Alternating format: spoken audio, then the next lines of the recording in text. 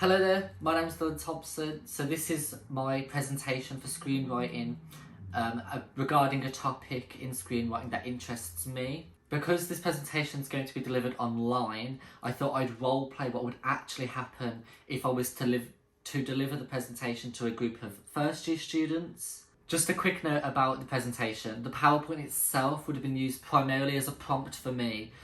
So I'd look at it and then go, oh, okay, this is what I can talk about next. Hello, my name is Dylan Thompson, and today my presentation in relation to a subject on screenwriting is time. Now, time fascinates me in relation to screenwriting because it offers a wealth of ways to tell a story. You don't have to do it in a linear fashion from beginning, middle and end. You could do end, middle, beginning and do it backwards, or you could go from the beginning of the inciting incident and have the audience not know what happened prior to that until the very end. That's usually seen in cop dramas, and that just really fascinates me. It offers a wealth of ways to tell a story. So personally, I struggled with this a little bit in first year when I was writing my very first scripts, because they followed a linear fashion. So it had a beginning, this is my very first script, Bullerman, and it just follows a linear storytelling, so it's all in sort of real time, beginning, middle and end. There's no like flashbacks or flash forwards or anything like that. I wish that I'd have seen this sort of presentation when I was in first year, just because it would have then made me realise as a first year student that there's more than one way to tell a story with a beginning, middle and end. So it's okay to have a story that has a linear timeline, so beginning, middle and end, but I just find it more fascinating when a show switches it up and experiments with time. That's probably why Doctor Who is my favourite show, because that show is all about time travel, so things don't happen in the right order, and that leads to really interesting storylines. So I feel like the benefits of having out of order storytelling, so changing time within a story, is beneficial, usually seen on TV, because it keeps the audience on tenterhooks. So they start, if you think about cop dramas, they start episode 1 with an inciting incident, they found a body, and the audience are hooked coming through each episode until the finale to find out what happened. And then in the very last episode, we find out how that body came to be and who murdered them. If you think about Broadchurch Series 1, Episode 8, that's the very last episode. That episode is basically one big flashback as to how Danny Latimer's body was found. Or if you think about Line of Duty Series 2, Episode 6, the finale to that series, we find out that Keely Hawes' character is actually a corrupt copper through a flashback. So we found out what happened before the ambush in Episode 1. So these sort of things where they experiment with time is interesting because it keeps an audience hooked. Whereas if we'd have just seen everything happen in real time play out, it would be boring because we'd know what happened. So a modern vehicle for entertainment, which I think has used time in an interesting way, is the Whoniverse model. So most notably, the Marvel Cinematic Universe has used this model to the greatest effect, and it consists of a series of interlinked films and now TV series due to WandaVision airing on Disney Plus right now. The Marvel Cinematic Universe is now so popular and vast that it can hop backwards and forwards along its timeline. And some of these films that are set along the timeline can now be prequels that lead up to other films. So Captain Marvel led to Avengers Endgame, Captain America the First Avenger led to the first Avengers movie. For me personally, it's this use of time that's so intrinsic to this franchise in particular. It really interests me and inspires me in my storytelling.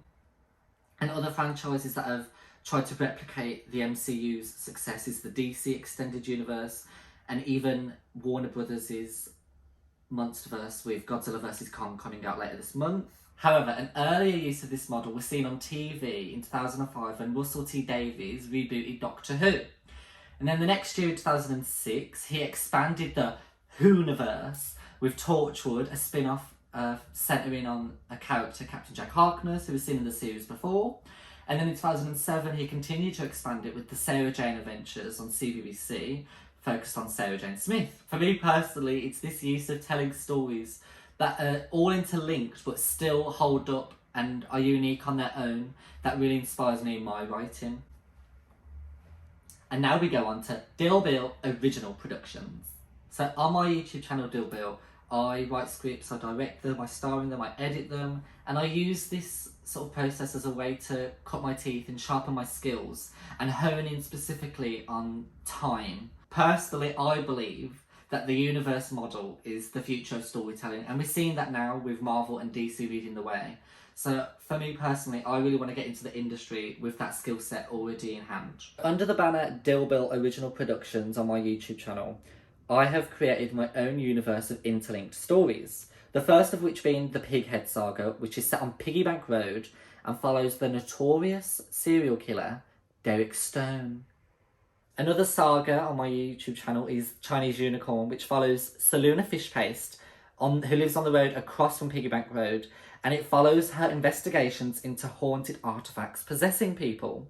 And the most recent saga that I've introduced to my YouTube channel is Quest, which follows Alan Fishpaste, the cousin of Saluna from Chinese Unicorn, who moves into Piggybank Road after the serial killer Derek is on the run and he gets kidnapped by aliens. So I was inspired with Dill Bill Original Productions by Marvel and the breadth of their universe. So for example, you've got wizards in Doctor Strange, witches in WandaVision, aliens in Guardians of the Galaxy, gods in Thor. So I decided to take a similar approach with my universe and have serial killers in Pighead, ghosts in Chinese Unicorn, and aliens in Quest. So now you see what I've done with my universe. Now it's time for you to create your own. So I'm going to give you 2 minutes and I'm going to give you a handout. And on it are 3 tables of character, setting and story. And I want you to create 3 unique character settings and stories for each one. And find a way each time to make them link. Think about it in relation to time as well. So this one could be set here, one could be set in the future, one could be set in the past, but the setting could be the same for all 3. And the characters could be different. But think about it in relation to time as well. And you've got 2 minutes. If anyone needs help, please just reach out to me. So this handout was designed to help first year students work out ways to create stories that would match and create a universe of their own, like I did with Dill Bill Original Productions.